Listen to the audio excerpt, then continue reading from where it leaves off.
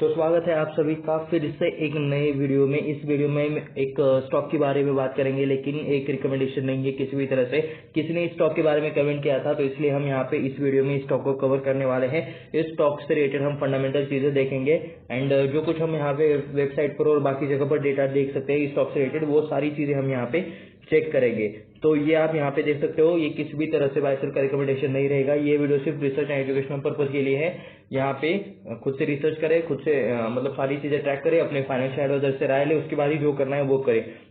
तो ये आप यहाँ पे देख सकते हो 358 के आसपास आपको यहाँ पे स्टॉक का प्राइस देखने को मिल रहा है। लास्ट के ट्रेडिंग डे के सेशन पर अगर आप यहाँ पे देखोगे 15 तारीख को ये स्टॉक ओपन हुआ था अप्रोक्सीमेटली 360 के आसपास। तो वहां से मतलब स्टॉक में थोड़ा सा गिरावट हुआ, उसके बाद फिर से मतलब थोड़ा सा तेजी आया और यहाँ पे देख सकते हो 358 के आसपास ही आपको यहाँ पे क्लोज होते हुए देखने को मिल रहा है। एक्चुअली कल का यस्टरडे का जो क्लोजिंग था वो आपको यहाँ पे 350 के आसपास देखने को मिल रहा है। मैं एक बार यहाँ पे ये सारी चीजें क्लियर कर लेता हूँ। तो ये आप यहाँ पे देख सकते हो 350 के आसपास आपको इसका क्लोजिंग कल का मतलब एक दिन पहले का क्लोजिंग आपको 350 के आसपास देखने को मिल रहा है, जिसके बाद फिर से गैप अप हुआ, थोड़ा सा नीचे आया और उसके बाद फिर से मतलब थोड़ा सा ऊपर जाकर स्टॉक क्लोज हुआ।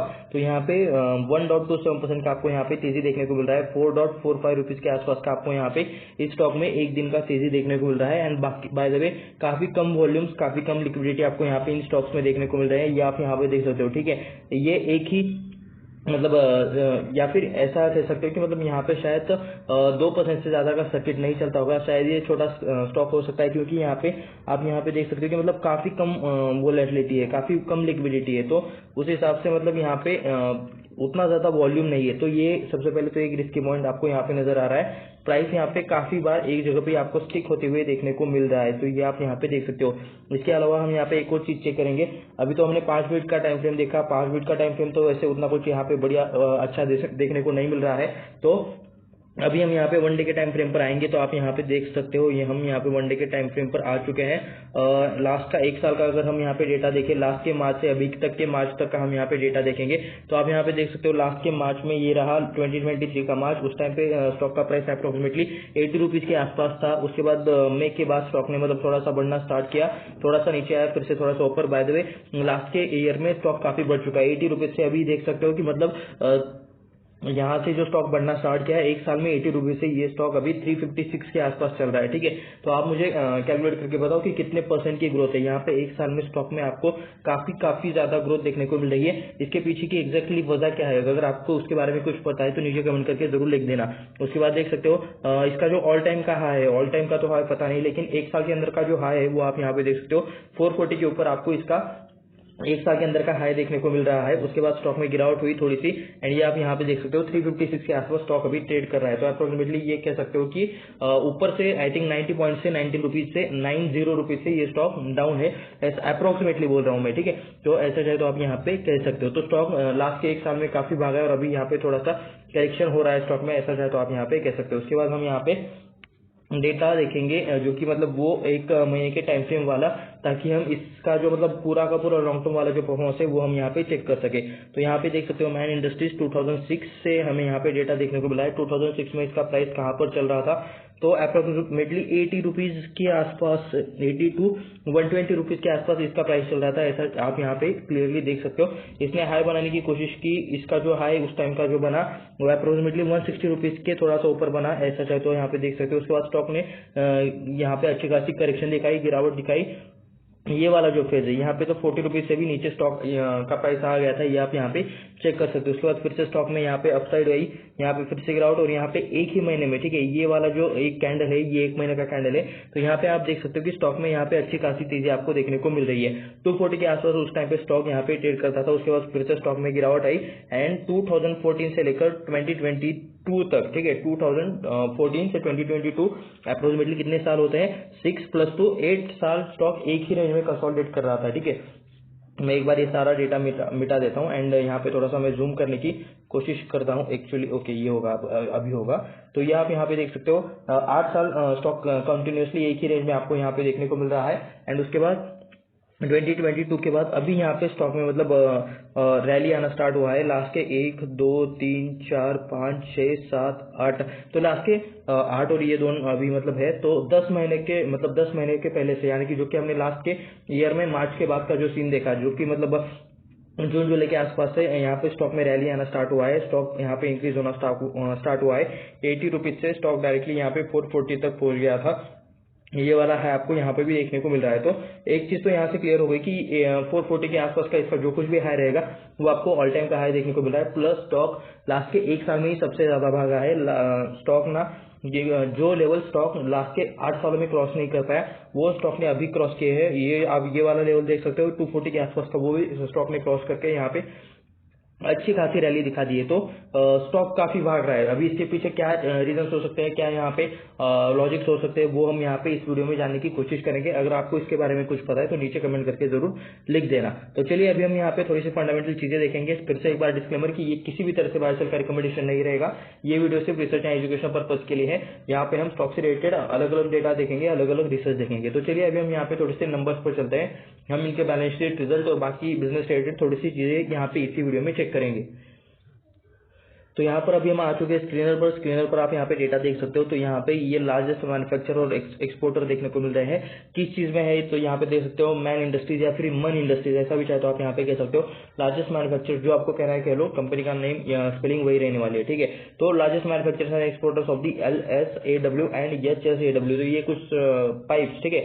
तो ये कुछ तरह के पाइप्स है जो कि हमें यहाँ पे देखने को मिल जाएंगे। हम इनके वेबसाइट पर जाकर चेक करेंगे कि LSAW का फुल फॉर्म क्या है, HSAW का फुल फॉर्म क्या है। लेकिन अभी के लिए तो इतना जान लो कि ये पाइप मैन्युफैक्चर करते हैं और उन्हें एक्सपोर्ट भी करते हैं, ठीक है। तो इन इंडिया तो इंडिया के लार्जेस्ट है यहाँ पे मैन्युफैक्चरर्स है LSW और HSW के पाइप्स में। उसके बाद इनका इंस्टॉल कैपेसिटी जो है ये 1 मिलियन टन के आसपास है। तो काफी ज्यादा इनका इंस्टॉलेशन का कैपेसिटी यहाँ पे आपको देखने को मिल रहा है। The company is among leading manufacturers of the large diameter pipes में भी ये लोग लीडिंग मैन्युफैक्चरर पर है, जो कि विद 3 डिकेड्स यानी कि लास्ट 30 सालों से ये लोग पाइप इंडस्ट्री में काम कर रहे हैं। एंड जो लार्जेस्ट डायमीटर जो पाइप्स रहते हैं उसमें भी कंपनी यहाँ पे आपको काम करते हुए नजर आ रही है, उसमें भी कंपनी लीडिंग पोजिशन पर है। तो ये चीजें कुछ आपको यहाँ पे इस कंपनी से रिलेटेड देखने को मिल रही है। इनके बिजनेस के बारे में हम यहाँ पे डिटेल में जानेंगे, वेबसाइट पर हम यहाँ पे चेक करने ही वाले। ओके, बाद में जो LSAW का यहाँ पे जो फुल फॉर्म है वो आपको यहाँ पे देखने को मिल रहा है, longitudinal submerged arc welded pipe. तो वैसे ही यहाँ पे HSAW ऐसा भी मतलब इसका भी कुछ मीनिंग बनता होगा, जो कि हम यहाँ पे वीडियो के आगे ढूंढने की कोशिश करेंगे। एंड इनका जो प्रोडक्ट है, ठीक है, आपको टेंशन लेने की जरूरत नहीं है। हम इनके प्रोडक्ट्स भी देखेंगे, कहाँ पर एक्सपोर्ट करते हो, कितना इनका board of directors related, promoter related सारी चीजें, जितनी ज्यादा हम चीजें यहाँ पे चेक कर सकते हैं वो सारी चीजें हम यहाँ पे चेक करेंगे। तो अभी हम यहाँ पे थोड़ा सा डेटा पर आ जाते हैं। तो आप यहाँ पे देख सकते हो 356 के आसपास अभी का प्राइस चल रहा है। 2140 करोड़ के आसपास का मार्केट कैप है, यानी कि स्मॉल कैप कंपनी आपको यहाँ पे देखने को मिल रही है। छोटी कंपनी है, मिड कैप बनना मतलब मिड कैप बनने की कोशिश कर रही है। लेकिन कह सकते हो कि लास्ट के एक साल में ही काफी ज्यादा भागी है। उससे पहले तो मतलब ये काफी छोटी कंपनी रही होगी जब इसका स्टॉक 80 रुपीज के आसपास रहा होगा। अभी 340 रुपीज के आसपास स्टॉक है, 356 के आसपास स्टॉक है। तो आप यहाँ पे देख सकते हो 2140 करोड़ के आसपास का इसका मार्केट कैप देखने को मिल रहा है। करंट प्राइस 356, एक साल के अंदर का अगर आप हाई देखोगे तो 459 के आसपास का एक साल के अंदर का हाई देखने को मिल रहा है। एक साल के अंदर का लो देखोगे तो 88 रुपीज के आसपास का आपको एक साल के अंदर का लो देखने को मिल रहा है। स्टॉक के पीई की बात करोगे तो 20 के आसपास इसका पीई देखने को मिल रहा है। इस पीई को हम यहाँ पे दो जगह पर कंपेयर करेंगे, एक तो इसी स्टॉक के ओल्ड परफॉर्मेंस के साथ, ठीक है, यानी कि जो मतलब लास्ट के 5 महीने में पीई कहां पर था, लास्ट के 5 सालों में पीई कहां पर था, तो यहाँ पे हम कंपेयर करेंगे। एंड जो सेकंड इसी सेक्टर में जो बाकी की कंपनीज है जो यहाँ पे काम करती है, तो उनके पीई के साथ भी हम यहाँ पे कंपेयर करेंगे। बुक वैल्यू देख सकते हो 195 के आसपास इसका बुक वैल्यू देखने को मिल रहा है। अपने बुक वैल्यू के अप्रोक्सीमेटली ये 2x तो नहीं बोल सकते, 2x अभी मतलब हुआ नहीं है। जब मतलब ये 400 के आसपास चला जाएगा तब हम यहाँ पे कह सकते हैं कि 2x हुआ है, डबल तो नहीं हुआ है, लेकिन 1.5x के आसपास ट्रेड करा है, ऐसा चाहे तो आप यहाँ पे कह सकते हो। डिविडेंड यील्ड 0.56% का देखने को मिल रहा है, यानी कि चलिए ये लोग डिविडेंड भी देते हैं, ये स्टॉक डिविडेंड देता है, ऐसा चाहे तो आप यहाँ पे कह सकते हो। फेस वैल्यू 5 के आसपास देखने को मिल रहा है, यानी कि कंपनी चाहे तो यहाँ पे स्प्लिट एक्शन या फिर बोनस एक्शन हो सकता है, लेकिन ये कॉर्पोरेट के ऊपर रहता है। तो कॉर्पोरेट यानी कि कंपनी के जो प्रमोटर्स रहते हैं, बोर्ड ऑफ डायरेक्टर्स रहते हैं, उनका यहाँ पे डिसीजन रहता है। तो ये भी आपको यहाँ पे पता रहना चाहिए। आरओई देख सकते हो 6.10% के आसपास का आरओई देखने को मिल रहा है। आरओसी 10.4% के आसपास है। आरओसी हमेशा ज्यादा ही रहना चाहिए आरओई से, ठीक है। तो ये एक अच्छी बात है, ये भी आपको यहाँ पे कुछ चीजें ऐसी देखने को मिल रही है। तो चलिए अभी हम यहाँ पे थोड़ा सा नीचे चलते हैं। चार्ट पर हम प्राइस का चार्ट तो हम यहाँ पे ऑलरेडी देख चुके हैं। तो अभी हम यहाँ पे पी रेटेड चार्ट देखेंगे। तो यहाँ पर आपके सामने लास्ट के 5 सालों का डेटा आपको यहाँ पे देखने को मिल रहा है। तो ये देख सकते हो लास्ट के 5 सालों में पहले जो पी यहाँ पे मतलब काफी टाइम तक 5 के आसपास ही घूमता था, वो पी जनवरी 2023 के बाद यहाँ पे मतलब ऊपर जाते हुए देखने को मिल रहा है। 5 का पी अभी यहाँ पे 25 का हाई मार्कर, अभी 20 के आसपास आपको ये पी देखने को मिल रहा है। तो पी अपने हायर साइड के आसपास ही ऐसा चाहे तो आप यहाँ पे कह सकते हो। यहाँ पे भी देख सकते हो 20 के आसपास का आपको लेटेस्ट का पी देखने को मिल रहा है, और पी का है शायद 25 के आसपास, 25 से थोड़ा सा ज्यादा 25.3 के आसपास आपको देखने को मिल रहा है। तो ये आप यहाँ पे चेक कर सकते हो। तो पी अपने हायर साइड पर है। इसका एक सिंपल सा मीनिंग होता है कि स्टॉक का वैल्यूएशन अभी मतलब स्टॉक महंगा है उस हिसाब से अभी, मतलब अगर प्रॉफिट इंक्रीज हो जाता है तो पी ऑटोमेटिकली नीचे आ जाता है, लेकिन कंपनी के प्रॉफिट क्या उस हिसाब से इंक्रीज हो रहे हैं या नहीं, ये भी चेक करने वाली बात है। तो यहाँ पे देख सकते हो एक टाइम पे इसका पी मतलब काफी हाई पर था, 65.9 के आसपास भी पी देखने को मिल रहा था 2015 में। काफी पुरानी बात है, मतलब अभी उतना ज्यादा पुराना डेटा नहीं देखकर भी क्या करेंगे, क्योंकि वो रिलेवेंट भी तो होना चाहिए। लास्ट के 5 सालों का देखोगे तो वो थोड़ा बहुत रिलेवेंट रहता है। 10 साल पहले क्या था, 20 साल पहले क्या था, तो ये उतना भी ज्यादा मतलब ये फायदा नहीं रहेगा पी चेक करने का। तो लास्ट का 5 सालों का यहाँ पे डेटा सफिशिएंट है। तो देख सकते हो कि मतलब 20 के आसपास पी है, हायर साइड 25 है, और लोअर साइड अगर देखें तो 5 के आसपास पी है। तो पी अपने हायर के साइड पर है, यानी कि वैल्यूएशन हो सकता है कि पी के हिसाब से थोड़े से महंगे हो। प्रोज एंड कॉन्स में आप यहाँ पे देख सकते हो अच्छे क्वार्टर रिजल्ट आ सकते हैं। यहाँ पे 1 पॉइंट लिखा हुआ है प्रोज में सिर्फ। तो शायद कंपनी को अच्छा बिजनेस मिल रहा है, या फिर कंपनी को किसी और तरह का बिजनेस मिल रहा हो, कंपनी के बिजनेस में शायद इंक्रीज होने वाला है, तो इस वजह से यहाँ पे ये कह रहे हैं कि अच्छे क्वार्टर रिजल्ट ला सकते हैं।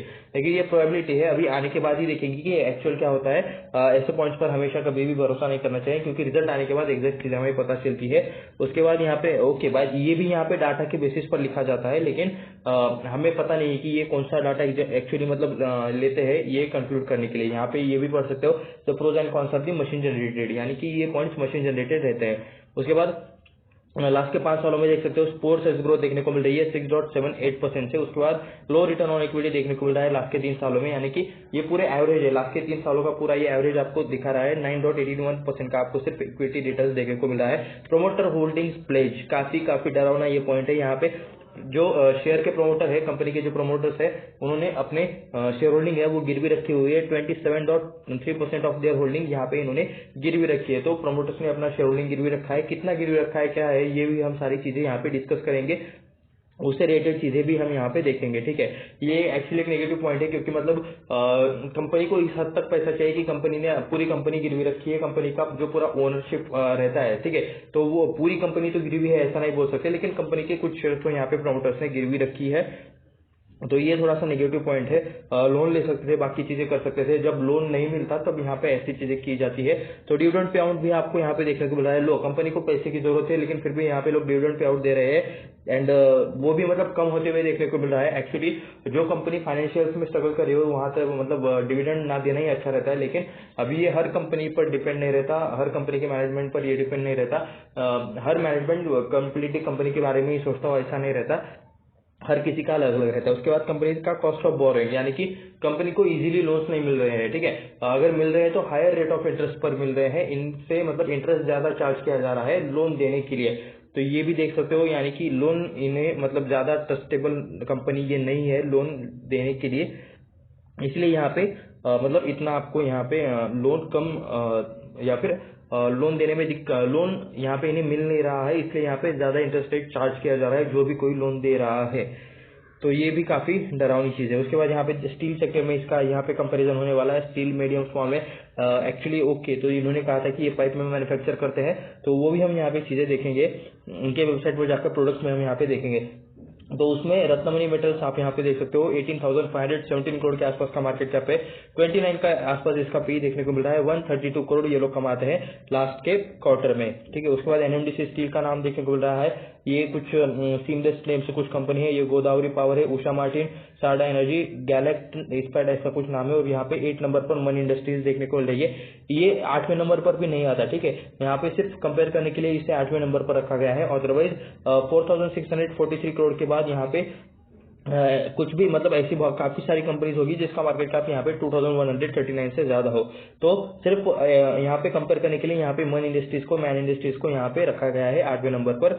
ये लिस्ट यहाँ पे कैसे मतलब डिसाइड होती है, तो मार्केट कैप के हिसाब से डिसाइड होती है। सबसे ज्यादा मार्केट कैप वाला कंपनी ऊपर रहता है, सबसे लोएस्ट वाले नीचे रहते हैं। तो ये आप यहाँ पे देख सकते हो। इनके बाद भी मतलब और ढेर सारी कंपनीज होगी जिसका मार्केट कैप यहाँ पे 2119 से कम होगा। एंड स्टॉक का प्राइस भागा है तब यहाँ पे 2139 करोड़ के आसपास का मार्केट कैप है, ठीक है। अगर स्टॉक प्राइस 80 के रुपीज के आसपास ही होता तब तो आपको तब आपको कैलकुलेट करके आप देख सकते हो कि मतलब क्या ये आधा, इसके आधा तो वैल्यूएशन रहता था, नहीं इसके आधे से भी ये वैल्यूएशन ज्यादा कम हो जाता था। तो पी के हिसाब से देखोगे तो 20 का पी इसका चल रहा है, 29 हाईएस्ट है, उसके बाद 23 है, उसके बाद यहाँ पे ये 20 के आसपास आते हैं, उसके बाद लोएस्ट में 10 है, 11 है, 13 है। तो कह सकते हो कि हायर साइड पर थोड़ा सा ही आपको ज्यादा देखने को मिल रहा है, या फिर बीच में भी है, ऐसा चाहे तो कह सकते हो 10, 20, 30, 29 के आसपास अगर देखने को मिल रहा है। 29 का हाई पकड़ लेते हैं अप्रोक्सीमेटली, तो थोड़ा सा लिटिल हायर साइड या फिर मीडियम के आसपास है, लेकिन फिर भी मतलब कंपनी उस हिसाब से अगर आप यहाँ पे देखोगे तो जो जिस तरह से लास्ट के 1 साल में भागी है उस हिसाब से महंगी है, ठीक है। अभी मतलब अगर ये उसी हिसाब से अगर बिजनेस पे मतलब ज्यादा प्रॉफिट कमाएंगे तब शायद कुछ और चीजें हो सकती है। तो 30 करोड़ के आसपास का इनका रिसेंट का प्रॉफिट देखने को मिल रहा है, तो इसे हम यहाँ पे कंपेयर करेंगे। और अगर प्रॉफिट्स में इंक्रीज है, ग्रोथ में मतलब सेल्स में इंक्रीज है, तो यहाँ पे हम अच्छी मतलब ये कह सकते हैं कि कंपनी अच्छी ग्रोथ कर रही है, और यहाँ पे पी रेशियो हो सकता है कि कम हो जाए। तो दिसंबर 2020 में अभी हमारे पास क्वार्टरली रिजल्ट आ चुके हैं। 555 करोड़ का यहाँ पे पहले सेल होता था, वो 400 हो गया, 600 हो गया, 500 की रेंज, फिर से 598, उसके बाद 490, 1018। सितंबर 23 में यहाँ पे देख सकते हो 1018, यानी कि जो सेल पहले होता था उसका अप्रोक्सीमेटली डायरेक्ट दुगना ही इन्हें मिलना स्टार्ट हो गया। एंड अभी के दिसंबर में 833 करोड़ के आसपास का इन्हें सेल मिला है। तो ठीक है, एक काफी टाइम तक एक ही रेंज में रहने के बाद यहाँ पे अभी इनके नंबर्स थोड़े से मतलब अचानक से इंक्रीज हुए। लास्ट के 2 क्वार्टर में इन्हें अच्छा बिजनेस मिला है, ये आप यहाँ पे देख सकते हो। उसके बाद मैं थोड़ा सा यहाँ पे ये सारी चीजें आपको एक्सप्लेन करके बता देता हूँ। 833 करोड़ कमाने के लिए 768 करोड़ का इन्होंने खर्चा किया है, तो 65 करोड़ का यहाँ पे ऑपरेटिंग प्रॉफिट देखने को मिल रहा है, ठीक है। ये अपने इनकम का कितना है, तो 833 करोड़ का ये सिर्फ 8% है, तो ये आप यहाँ पे देख सकते हो 65 करोड़ सिर्फ 8% है 833 करोड़ का। उसके बाद यहाँ पे अगर बाकी की चीजें चेक करनी है तो अदर इनकम देख सकते हो 14 करोड़, ये इसमें ऐड हो जाएगा। 65 करोड़ में ये 14 करोड़ ऐड हो जाएगा। इंटरेस्ट एंड डिप्रिसिएशन रिलेटेड चीजें देखोगे तो ये दोनों माइनस हो जाएगी, 20 करोड़ 16 करोड़। कंपनी के ऊपर किसी तरह का कर्जा रहता है, लोन रहता है, लायबिलिटी रहती है, उनसे रिलेटेड पैसों का पेमेंट करना पड़ता है, तो ये 2 चीजें आपको यहाँ पे माइनस होते हुए देखने को मिल जाएगी। तो सारी चीजें घटाकर बढ़ाकर आप यहाँ पे देख सकते हो 43 करोड़ के आसपास का प्रॉफिट बिफोर टैक्स देखने को मिल रहा है, जिस पर 29% टैक्स रहेगा, और यहाँ पे 31 करोड़ के आसपास का आपको नेट प्रॉफिट देखने को मिल रहा है। तो चलिए अभी हम यहाँ पे चेक कर लेते हैं नेट प्रॉफिट पहले क्या था और अभी कितना है। 31 करोड़, 26, 24, 31, 10 करोड़, यहाँ पे तो माइनस में चले गए थे सितंबर में। उसके बाद 37, 26, 11, 39, 31। तो देख सकते हो यहाँ पे सेल्स में इंक्रीज होने के बाद भी यहाँ पे प्रॉफिट में इतना ज्यादा कुछ यहाँ पे चेंज नहीं हुआ। पहले भी 31 करोड़ के आसपास का प्रॉफिट आता था, अभी भी 31 करोड़ के आसपास का है। बीच में भी एक बार 31 आया था, उसके बाद 37 भी एक बार आया था, 39 हाईएस्ट था लास्ट के क्वार्टर में। लेकिन यहाँ पे इनके सेल्स में इंक्रीज होने के बाद भी यहाँ पे ऑपरेटिंग प्रॉफिट मार्जिन आपको बढ़ते हुए देखने को मिल रहा है, जहाँ पे पहले 12%, 8%, 9% के आसपास प्रॉफिट मार्जिन हुआ करता था, अभी ये 8% है, ठीक है। ये जो 12%, 10% है, यहाँ पे 9%, 10% है, तो 7% के आसपास भी मतलब इनका प्रॉफिट मार्जिन जाता है। तो ये आप यहाँ पे देख सकते हो ऑपरेटिंग प्रॉफिट मार्जिन में इंस्टेबिलिटी है। अगर इनके सेल्स अच्छे हो रहे हैं तो यहाँ पे इनके प्रॉफिट मार्जिन कम हो रहे हैं, ये एक दिक्कत वाला पॉइंट है। प्रॉफिट मार्जिन भी यहाँ पे अच्छे खासे मेंटेन रहने चाहिए, अदरवाइज अगर प्रॉफिट ही प्रॉपरली नहीं कमाओगे तो क्या फायदा है, ठीक है। ग्रोथ होनी चाहिए, बिजनेस में ग्रोथ होनी चाहिए, बिजनेस पैसा कमाने के लिए किया जाता है, तो ये भी सारी चीजें आपको पता रहना चाहिए। उसके बाद हम यहाँ पे ईयरली परफॉर्मेंस देखेंगे। मार्च 2012 में 1751 करोड़ के आसपास का चलता, 1500 हो गया, उसके बाद 1000 की रेंज, 1300, 1060, 1600, 2000 की रेंज आ गई, 2080, उसके बाद 2139, 2200, और अभी टीटीएम में देख सकते हो 2939। इस साल में कंपनी को ज्यादा बिजनेस मिल रहा है, तो ये आप यहाँ पे देख सकते हो लास्ट के साल के कंपैरिजन में 2200 का 2900 हो गया, तो एक अच्छा इंक्रीज ऐसा चाहे तो कह सकते हो। लेकिन बीच बीच में ऐसा बिजनेस मिलता रहता है। 1600 का यहाँ पे भी 2200 हुआ था, ठीक है। यहाँ पे भी 1005 का, यहाँ पे 1364 करोड़ का बिजनेस हुआ था। यहाँ पे मतलब वॉलेटिलिटी वाली चीजें चलती रहती है, ज्यादातर टाइम एक ही रेंज में ये घूमता है, ये भी आप यहाँ पे देख सकते हो। तो लॉन्गर टाइम पे वोलेटिलिटी देखने को मिल रही है, लेकिन थोड़ा सा लिटिल ग्रोथ का यहाँ पे मतलब है, ठीक है, ऊपर नीचे करते हुए थोड़े थोड़े करके ऊपर जाते हुए ही आपको यहाँ पे देखने को मिल रहा है, लेकिन वोलेटिलिटी भी काफी है, ठीक है। अगर कुछ बैड न्यूज आता है तो स्टॉक जिस हिसाब से मतलब वोलेटिलिटी दिखाएगा, चार्ट जिस हिसाब से वोलेटिलिटी दिखाएंगे उस हिसाब से तो मतलब वो देख के कोई भी पैनिक कर जाएगा, ठीक है। क्योंकि ये रहता है, लोगों को चार्ज देखने की, बार बार चार्ज देखने की आदत रहती है, बार बार प्राइस देखने की आदत रहती है, तो यहाँ पे दिक्कत हो जाती है, लोग इमोशंस में चले जाते हैं। तो ये तो सेल्स का हो गया। नेट प्रॉफिट देखेंगे तो 71 करोड़, 62 करोड़, बीच में 9 करोड़, उसके बाद 86, 64, 59, 101 3 डिजिट में आ गए, अभी ये 102, अभी 68 करोड़, अभी का यहाँ पे 107 करोड़।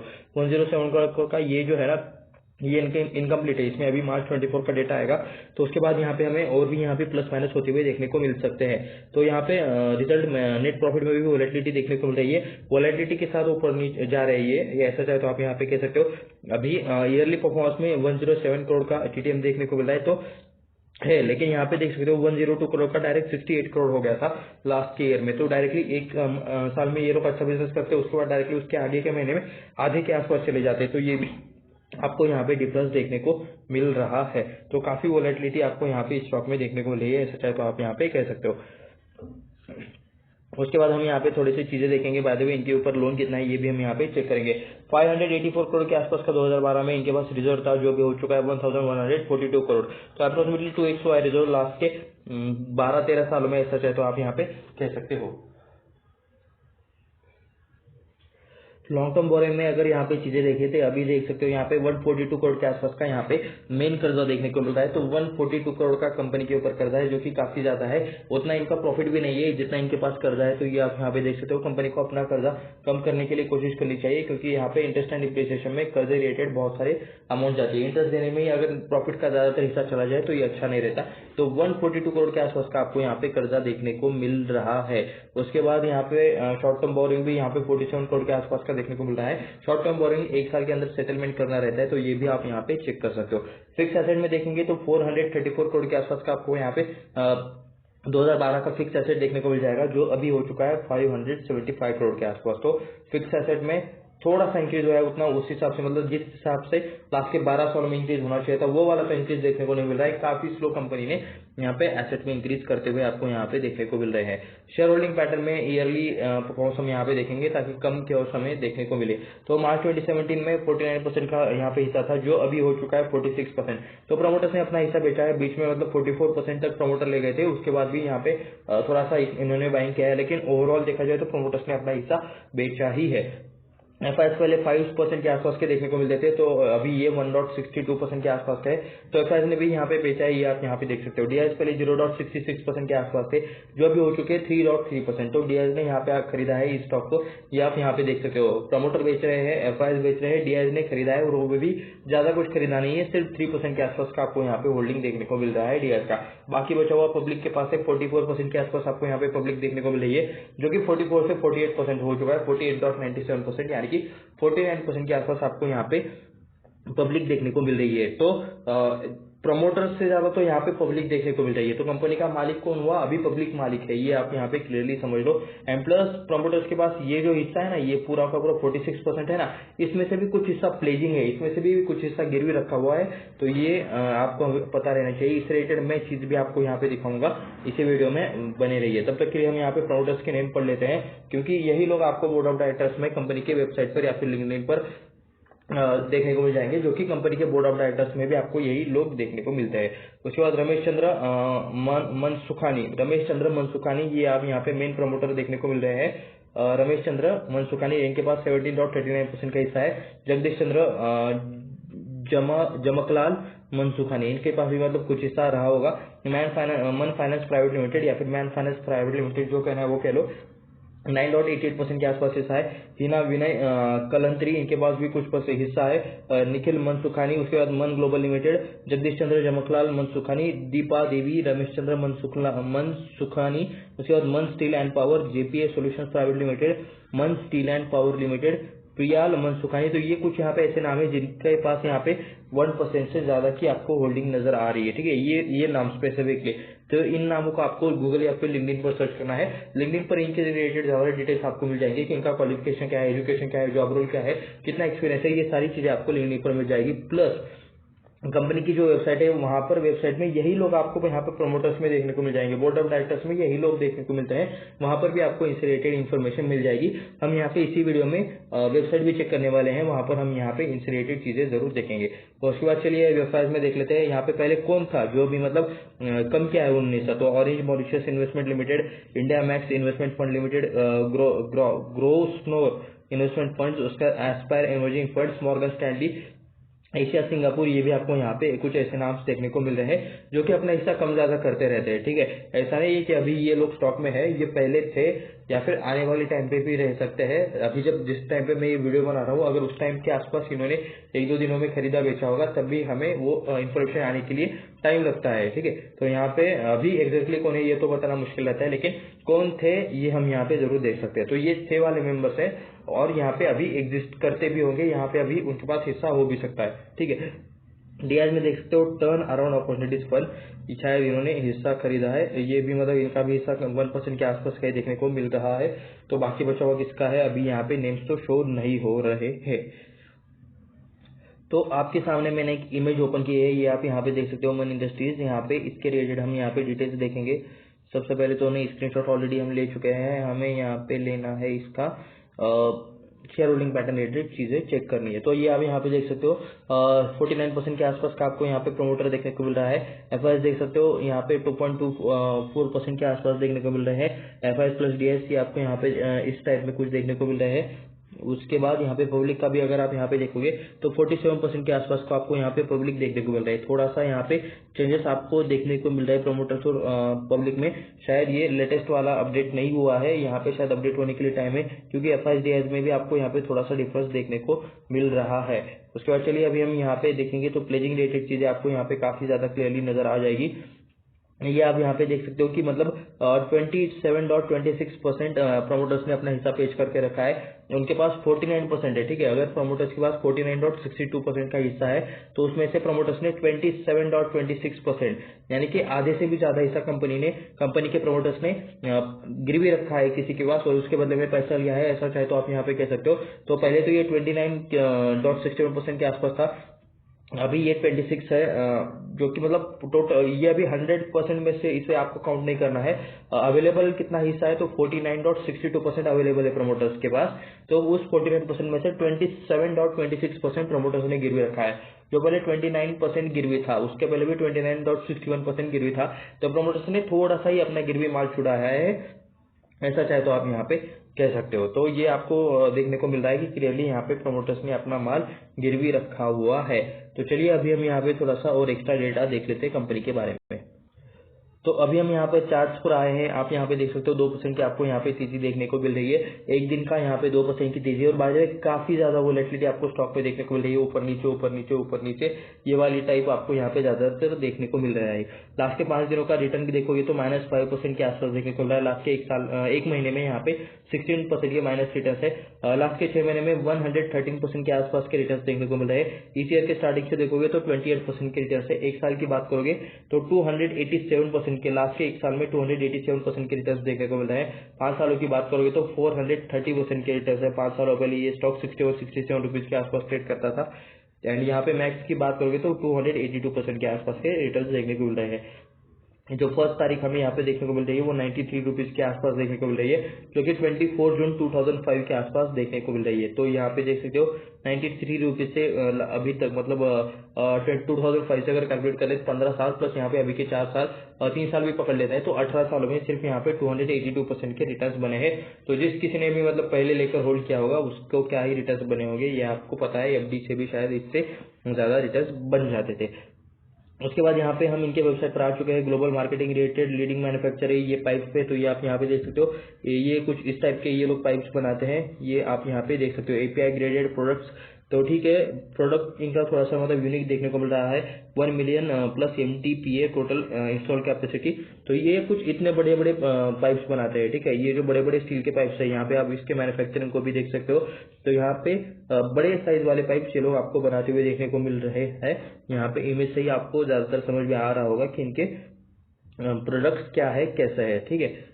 तो क्या है यहाँ पे, ओके, ये फिर से मतलब वही चीजें आना स्टार्ट हो चुका है। तो ये इमेज में भी आप यहाँ पे देख सकते हो कि काफी बड़े पाइप्स ये यहाँ पे बनाते हैं। उसके बाद हमें यहाँ पे प्रोडक्ट पर क्लिक करना है, LSAW पर हम यहाँ पे सबसे पहले क्लिक करेंगे, क्योंकि उसी रिलेटेड हमें थोड़ा सा क्यूरियोसिटी है। LSW क्या है, HSW ऐसा मतलब ये क्या है, इनके फुल फॉर्म्स क्या है।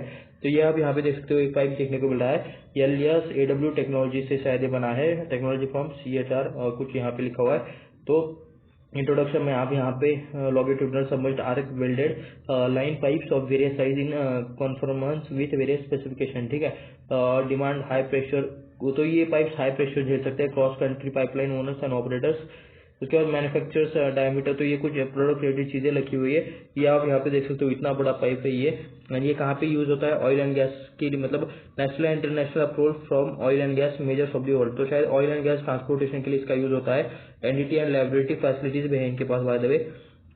The technology efficient facility Man industry enable the company manufacture flawless LSW line pipe. तो ये फ्लॉलेसली मतलब इसका मैन्युफैक्चरिंग कर सकते हैं। तो अच्छी टेक्नोलॉजी शायद इन्होंने बिल्ड की है इन पाइप्स को बनाने के लिए। तो LSAW ये टेक्नोलॉजी का है, is equipped with the most advance production and testing technology from the Europe and India, including the state of art automated pipe manufacturing option 3 roll blending and J-Co। तो ये कुछ मैन्युफैक्चरिंग रिलेटेड टेक्नोलॉजी है। तो उस technology की मदद से यहाँ पे उस पाइप को बनाया जाता है। तो शायद इसलिए यहाँ पे LSAW ऐसा कहा जाता होगा। तो अगर किसी को यहाँ पे ज्यादा डिटेल्स पता है तो प्लीज नीचे कमेंट करके लिख देना, ठीक है, ताकि हमें भी और सारे व्यूअर्स को भी ये इसके बारे में पता चले। और व्यूअर्स हो तो जाते जाते कमेंट जरूर चेक कर लेना, क्योंकि क्या पता इसके बारे में और थोड़ा सा एक्स्ट्रा डिटेल्स आपको कमेंट में पढ़ने को मिल जाए। तो प्रोडक्ट के बारे में अगर आपको ज्यादा डिस्क्रिप्शन चाहिए तो ये आप यहाँ पे देख सकते हो। लाइन पाइप स्ट्रक्चरल डायमीटर क्या है, थिकनेस क्या है, ये सारी चीजें आपको यहाँ पे देखने को मिल रही है। फिर से हम यहाँ पे प्रोडक्ट पर आएंगे, एक मिनट, प्रोडक्ट कहाँ गया, ओके ये रहा। तो HSW पर भी एक बार हम यहाँ पे क्लिक करेंगे। उसके बाद कोटिंग या फिर कोई और एक प्रोडक्ट हम यहाँ पे इंसुलेटेड देखेंगे। बाय द वे पाइप्स ही बना रहे हैं, बस अलग अलग तरह के पाइप्स ये लोग बना रहे हैं। तो ये HSAW इस पाइप के बारे में यहाँ पे चीजें देखने को मिल रही है। ये यहाँ पे शायद मुझे लग रहा है कि ज्यादा मशीनरी इस पाइप के लिए देखने को मिल रहा है। एंड ये पाइप भी थोड़ा सा अलग टाइप वाला आपको यहाँ पे देखने को मिल रहा है। 2 strip higher speed mill with online call join. तो ये कॉइल ज्वाइन करके शायद ये 2 कॉइल्स को ज्वाइन करके इस पाइप को बनाया जाता है। Coil ultrasonic testing with 100% coverage, 4 inside and 4 outside saw welding line, fully automatic weld ultrasonic testing. तो ये कुछ अलग टेक्नोलॉजी है जिसकी मदद से HSW पाइप बनाया जाता है। ये इसके डायमीटर और वॉल थिकनेस रिलेटेड चीजें आप यहाँ पे पढ़ सकते हो। उसके बाद फिर से ऊपर आ जाता है एक और एक्स्ट्रा, यहाँ पे हम IPB देख लेते हैं। चलिए IPB क्या ये प्रोडक्ट है, उस रिलेटेड चीजें हम यहाँ पे देख लेते हैं। तो ये है इंडक्शन पाइप बेंडिंग। तो ये यहाँ पे कुछ लिखा हुआ है। तो ये ओके, ये पाइप बेंड हुआ पाइप आप यहाँ पे देख सकते हो। यहाँ पर मैं मतलब ये हिला रहा हूँ कर्सर, यहाँ पे पाइप को बेंड किया गया है। तो शायद ये लोग पाइप को बेंडिंग रिलेटेड भी मतलब ये लोग सर्विस प्रोवाइड करते हैं। बेंडिंग पाइप्स, जो पाइप्स यहाँ पे ऐसे टर्न होते हैं, ऐसे भी पाइप्स की बहुत ज्यादा जरूरत रहती होगी। तो इतने बड़े पाइप्स को, ओके, ये एग्जैक्टली यही बात मैं कर रहा था। यहाँ पे पाइप्स को इन्होंने अच्छे से बेंड किया हुआ है। तो शायद ये उस रिलेटेड पाइप देखने को मिल रहा है, जो कि मतलब बेंड हुआ पाइप रहता है। इंडक्शन पाइप बेंडिंग इसका पूरा नाम। तो with latest and advance technology and features with automation. तो ये आपको कुछ देखने को मिल रहा है। इसके प्रोडक्ट डिटेल्स चाहे तो आप यहाँ पे पढ़ सकते हो। एक और पॉइंट, चलिए हम यहाँ पे ERW एक बार चेक कर लेते हैं। ये बड़े पाइप्स है, बड़े पाइप्स मैन्युफैक्चर करने वाली ये कंपनी है। तो यहाँ पे क्या है, इलेक्ट्रो रेसिस्टेंस वेल्डेड। तो ये कुछ इस टाइप वाले पाइप्स है, या फिर कुछ प्रोडक्ट है, ये आप यहाँ पे देख सकते हो। इंट्रोडक्शन में यहाँ पे देखोगे तो क्या है, काफी छोटे पाइप्स है जी हाँ, मतलब उस हिसाब से मतलब बड़े हैं बाकी के पाइप के हिसाब से। लेकिन यहाँ पे देख सकते हो, installed with the largest and advance technology features with automation, ठीक है। वो उससे रिलेटेड ये सेटअप या फिर इंस्टॉलेशन भी करके देते हैं शायद। Hydro tester, offline ultrasonic welding और कुछ बाकी की चीज भी यहाँ पे देखने को मिल रही है।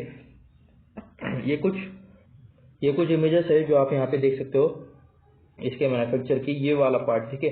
तो ये भी आप यहाँ पे देख सकते हो, शायद इन्हें कनेक्टेड करके इनके मतलब प्रोडक्ट बनाया जाता होगा, ठीक है। तो ये मतलब एक फ्लैट शेप वाला कुछ आपको इस टाइप वाला प्रोडक्ट देखने को मिल रहा है। इसके प्रोडक्ट रेंज आपको अलग अलग देखने को मिल रहा है। इसके बाद सर्टिफिकेट्स भी आप चाहे तो यहाँ पे देख सकते हो। ओह, काफ़ी सर्टिफिकेट्स है बाय द वे इनके पास। तो अभी हम होम पर वापस आ चुके हैं, क्योंकि प्रोडक्ट रिलेटेड चीज़ें तो हम यहाँ पे देख चुके हैं। क्वालिटी अप्रूवल रिलेटेड सर्टिफिकेट्स भी आपको यहाँ पे देखने को मिल जाएंगे। क्लाइंट के रिव्यूज भी शायद यहाँ पे देखने को मिल जाएंगे। अबाउट अस में यहाँ पे हमें मैनेजमेंट फिलोसफी प्रमोटर्स पर यहाँ पे क्लिक करना है। क्या यहाँ पे और कुछ ओके, इनकी ग्रुप ऑफ कंपनीज में मैन रियल्टी लिमिटेड भी आपको इनका एक मतलब कंपनी देखने को मिल जाएगा। तब तक के लिए थोड़ा सा यहाँ पे होम पेज को भी चेक कर लेते हैं। ये कॉर्पोरेट ओवरव्यू है, 1970 में शायद इनका स्टार्ट हुआ था कंपनी। उसके बाद यहाँ पे मन इंडस्ट्रीज नाम से शायद ये 1988 में हुआ था। The main business line include manufacturing, coating, large diameter carbon steel. तो स्टील पाइप्स में ये लोग पहले से काम करते हैं, स्टील इंफ्रास्ट्रक्चर में भी काम करते हैं, रियल्टी और ट्रेडिंग में भी ये लोग काम करते हैं। ठीक है, मिशन विजन और मैनेजमेंट फिलोसफी ये शायद तो आप यहाँ पे कह सकते हो। 5 डिकेड से ही इनका सक्सेसफुल जर्नी चल रहा है। 1970 से लेकर 1999 तक का यहाँ पे सफर देखने को मिला है, 2000 से 2006 तक का। उसके बाद 2007 से 2012, 2030 से 2008। तो ये सारी चीज़ें चाहे तो आप यहाँ पे पढ़ सकते हो। उसके बाद अगर आपको इनके क्लाइंट्स देखने तो ये ONGC है, L&T है, रिलायंस है, EIL है, भारत पेट्रोलियम है, कैरान, बेल, ONGC। तो ये कुछ इनके मतलब ऑयल एंड गैस रिलेटेड ही ज़्यादातर लोग आपको इनके क्लाइंट्स देखने को मिल रहे हैं। तो ऑयल एंड गैस के ट्रांसमिशन के लिए शायद इनका यूज़ किया जाता है, ये भी चाहे तो आप यहाँ पे देख सकते हो। इनके प्रोडक्ट्स के बारे में यहाँ पे शॉर्ट में लिखा हुआ है, जो कि हमने देखा है, तो ये भी आप यहाँ पे देख सकते हो। उसके बाद यहाँ पे क्या और एक्स्ट्रा चीज़ देखने को मिल रहा है। 4 डिकेड्स ऑफ एक्सपीरियंस है, 1 मिलियन का यहाँ पे इन्हें MTPA ऑफ शायद इनका कैपेसिटी है HSW LSW पाइप बनाने का। 2 स्ट्रेटेजिकली लोकेटेड मैन्युफैक्चरिंग फैसिलिटीज है, तो 2 फैसिलिटीज है इनके मैन्युफैक्चरिंग, 2 प्लांट है, ऐसा चाहे तो कह सकते हो। 25+ strong global presence across the globe, यानी कि 25+ कंट्रीज में शायद इनका प्रेजेंस है। तो ये कुछ न्यूज मीडिया और बाकी सारी चीजें आपको देखने को मिल रही है। तो यहाँ पे देख सकते हो वेयर टू फाइंड अस। तो यहाँ पे 3 डॉट्स आपको एग्जैक्टली देखने को मिल रहे हैं। तो लास्ट एक चीज जो मैं आपको दिखाना चाहूंगा, अबाउट अस में जाएंगे, प्रमोटर्स पर क्लिक करेंगे, यहाँ पर कंपनी के प्रमोटर्स के बारे में आपको इन्फॉर्मेशन देखने को मिल जाएगी। तो यहाँ पे देख सकते हो रमेश सी मनसुखानी, उसके बाद यहाँ पे निखिल मनसुखानी। तो ये आपको मतलब यही नाम शायद इसमें थे, प्रमोटर्स में थे। एक बार हम यहाँ पे फिर से जाकर चेक कर लेते हैं। ओके, तो ये आप यहाँ पे देख सकते हो मनसुखानी, रमेश चंद्र मनसुखानी। ठीक है, तो यही नाम आपको यहीं पर देखने को मिल रहे हैं। इनसे रिलेटेड डिटेल्स भी आपको यहाँ पे पढ़ने को मिल रही है, चाहे तो आप यहाँ पे पढ़ सकते हो। उसके बाद माइलस्टोन रिलेटेड कुछ चीजें दिखी है। यहाँ पे 2 ही प्रमोटर्स के नाम आपको यहाँ पे देखने को मिल रहे हैं ओनली। तो ये तो काफी बुरी बात है। इनके मतलब मैनेजमेंट के बाकी के रिलेटेड लोगों के बारे में इन्होंने शायद ज्यादा डिटेल्स नहीं दिए। फिर से अबाउट अस में जाते हैं, फिर से प्रमोटर्स पर एक बार क्लिक करके चीजें चेक कर लेते हैं। 2 ही प्रमोटर यहाँ पे आपको। ओके, क्या स्लाइड होता है? जी नहीं, ये स्लाइड नहीं हो रहा। तो ठीक है, अबाउट अस का ये पूरा का पूरा पेज है। यहाँ पर प्रमोटर्स के बारे में, सिर्फ 2 प्रमोटर्स के बारे में यहाँ पे इन्फॉर्मेशन देखने को मिल रही है। तो ठीक है, ये था मन industries related, man industries related थोड़ा सा एनालिसिस वाला वीडियो। यहाँ पे किसी भी तरह से बाय सेल का रिकमेंडेशन नहीं है। ये वीडियो सिर्फ रिसर्च पर्पज के लिए, एजुकेशनल पर्पज के लिए है। कोई भी रिकमेंडेशन नहीं रहेगा किसी भी तरह से का। खुद से रिसर्च करे, खुद से स्टडी करे, अपने फाइनेंशियल एडवाइजर से राय ले, उसके बाद ही जो करना है वो करे। तो यहाँ पे ये वीडियो सिर्फ एजुकेशनल पर्पज के लिए है एंड एंटरटेनमेंट के लिए, ये मैं क्लियर डिस्क्लेमर दे देता हूँ। तो ऐसे ही और वीडियो देखने के लिए चैनल को सब्सक्राइब करें, वीडियो को लाइक करें, अपने दोस्तों के साथ शेयर भी करें। मिलते हैं नेक्स्ट वीडियो में, धन्यवाद।